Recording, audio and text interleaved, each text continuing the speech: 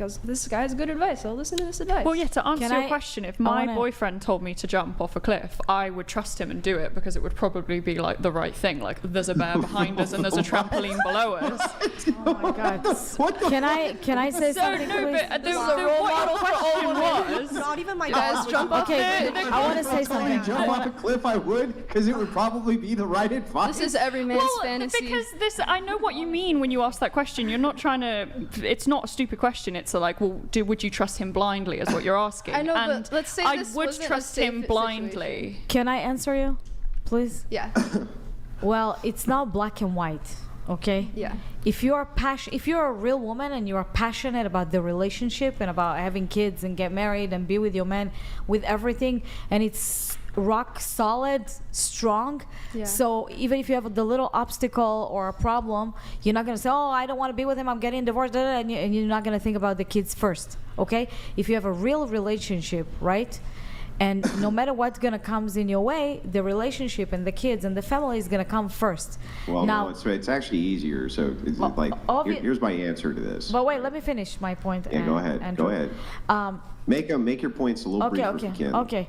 And she said, no, are you gonna jump off the cliff? No, of course not. If you're with a man that protects you and loves you, he's not gonna let you do crazy things, not jump off the cliff, and he's not gonna put you out there. That's what I'm saying. Once you know and trust them, yes, listen to them. But But not when you're even. first Let me finish starting my the point. relationship, It's But not. this is the problem. It's not this even. is the problem with the secular perspective. Let me finish This my is the Sorry. and even her perspective here, I disagree with, right? So. No, this but is my the point issue. is that you don't. Look, I'm sorry that I cut in and I'm cutting you off. I'm sorry that I interrupted your interruption. I'm sorry about that. But I would like to just briefly cut in here and answer your question. You're talking about a value structure. So as we were tangling on this, me and let me see. I think I didn't get your name. British chick. What's your name? Ruby. On the right. What is it? Ruby. Ruby, okay. So the reason I was laughing when you said the bridge jumping thing is because commands or things like this or obeyance has to comport with reason, which is why the value structure of the two people being compatible is what's necessary. So I don't even know how I would navigate a relationship with a secular atheist, for instance, but from a Christian paradigm, the value set is the same.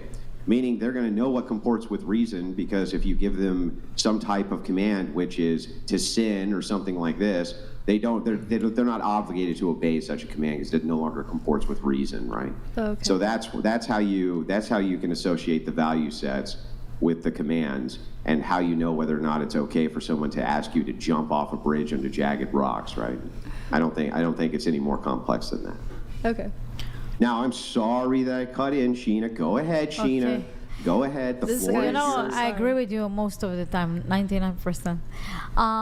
No, I wanted to say that it's naturally. Things happen naturally. It's not like black and white. You're not going to come and make a plan. Oh, if he's doing this, I'm doing this. It's not a transactional way of thinking. Things happen naturally. You love someone, you want to do for them, even if sometimes you don't like to do the things. And that's it. It's not like you do this, I do that. You're not calculating. You're not in a relationship to calculate 24/7. You literally just go with the flow and give. The whole point in life, when you're in a relationship, it's first to give and not to take. Yeah. When you're in this paradigm, everything is easier. But unfortunately here I see a lot of people who just want to take. That's why they lose their values.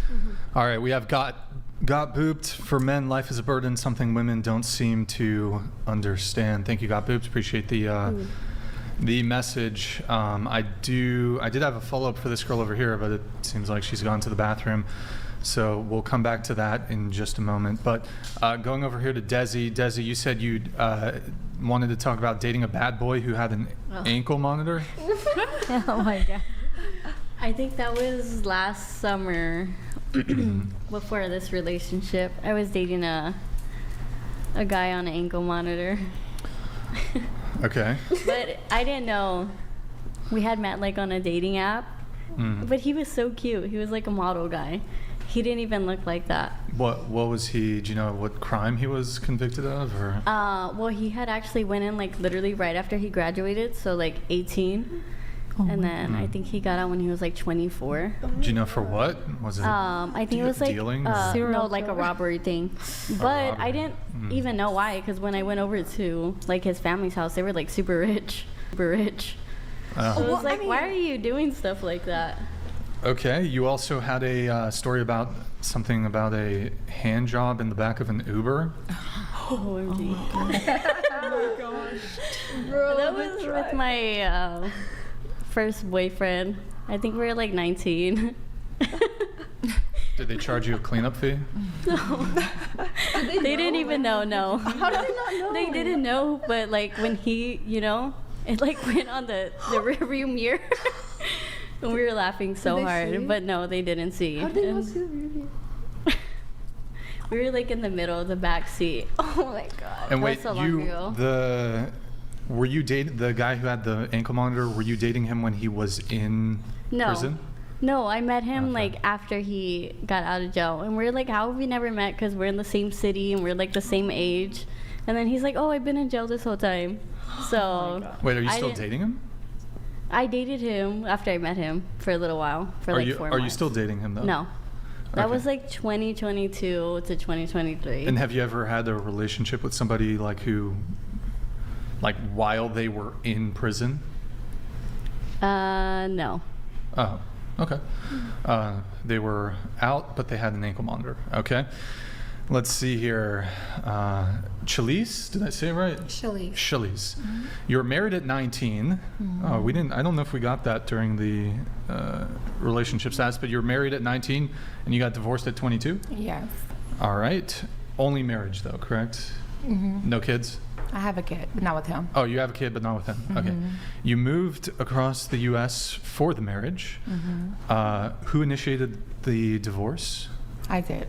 Okay. It was a pretty short marriage, so 3-4 years. Was there, did he have to pay any alimony or?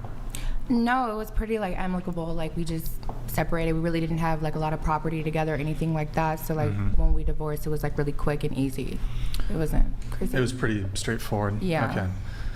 And then going back to Tanya, you said, I believe a man should have the ability to financially support and provide for their partner before entering a committed relationship. You're 22. You're currently in university. You have another 3 years. Is that correct? 2. Well, you're in your sophomore year, right? I'm a transfer student, so if I graduate on time, I should only be there for 2 years. 2 more years. Okay. So it does stand to reason, probably. I mean, unless you're, well, I suppose you could date someone out of college, certainly, but most of the men who are Most in people, your in college don't really, at least here, don't serious. Can you speak closer to the mic, please? Okay, so you're 22. How long have you had the standard of men should have the ability to financially support? Since my dad told me. So since I was little, yeah. And when did you start? At what age did you start dating? Well, he'd always talk about like dating and relationships, so it's kind of just always been instilled in me. But I started dating at 15. When you get a chance to keep me around, Is something going on? just if you can, I don't want to say it. Okay.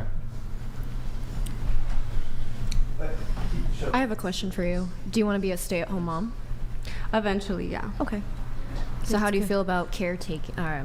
homemaking, cooking, cleaning? I like that. Like I like to do that, and especially like at home. I mean, obviously, like I'm still young, so it's like if I don't have the need to do it, I'll just get takeout and stuff like that. But when I know like the time comes, like I like to cook, like I like to be a hostess. So I feel like things like that already are great qualities for somebody who wants to be a mom, because that comes like with It looks the like you territory. grew up in a good home. Yeah, I would say so. I mean, not perfect. Nobody's perfect. Doesn't but matter. it was Nobody's good. I perfect, mean, yeah. I had a good. Like parents that protect you and guide you. Yeah. It's got nothing to do with money. It's got to do with values. Yeah. You know? Yeah. So it's good.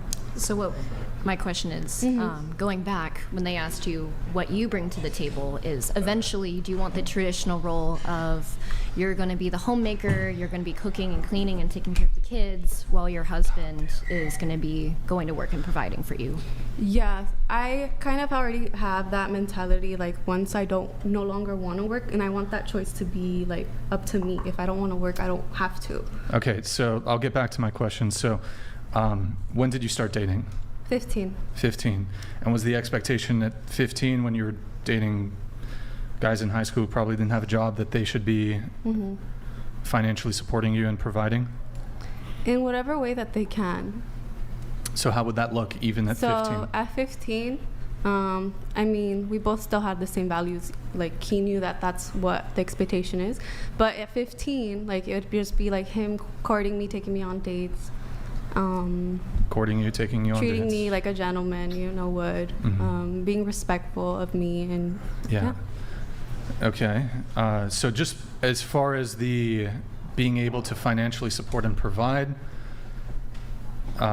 is that like just paying for dates, or was there expectations that he like pay your car bill, pay for, trying to think, I don't know, your nails done, stuff like that, or no?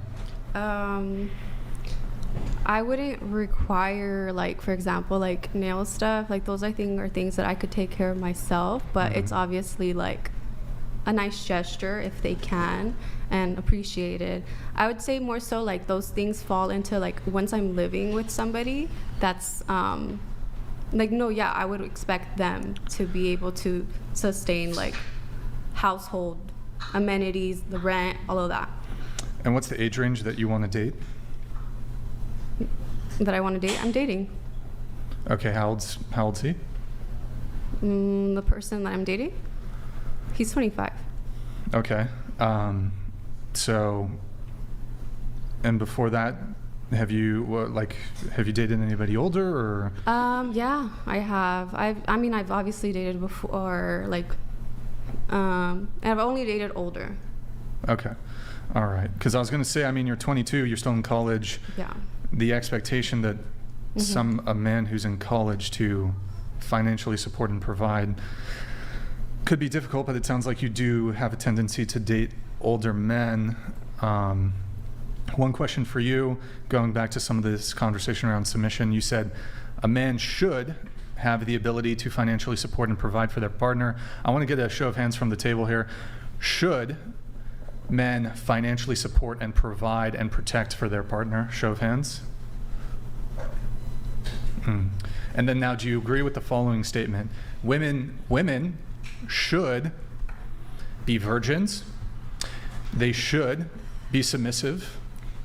They should cook. They should clean. And what else? What else should they be? I think that's those four things. They should be virgins.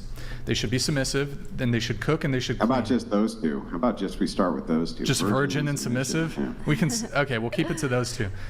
Any objections from any of the fifth one that they should not be involved in sex work. Any objections to any of the following? By submissive, you mean like roles? Sorry, not to. Well, but it's like, y'all women love to say men should do X, Y, Z, but if men say women should do X, Y, Z, all of a sudden it's like, whoa, that's kind of sexist that you think women should have to clean or should have to cook or should have to take care of the household. I think you're describing a perfect woman, and then a lot of women are describing a perfect man. When they are, I want a man who's strong and going to protect me, and he's loyal, and he's got these Christian values, and he's got lots of money, and he's going to pay for me to get my nails done, and all that kind of stuff. And I think what you're describing would be, a very perfect woman. And we obviously live in a real world where a lot of people aren't perfect, but I don't think the idea of that's what a perfect woman is wrong. I'm going to have to give a little pushback here. I think that the amount of men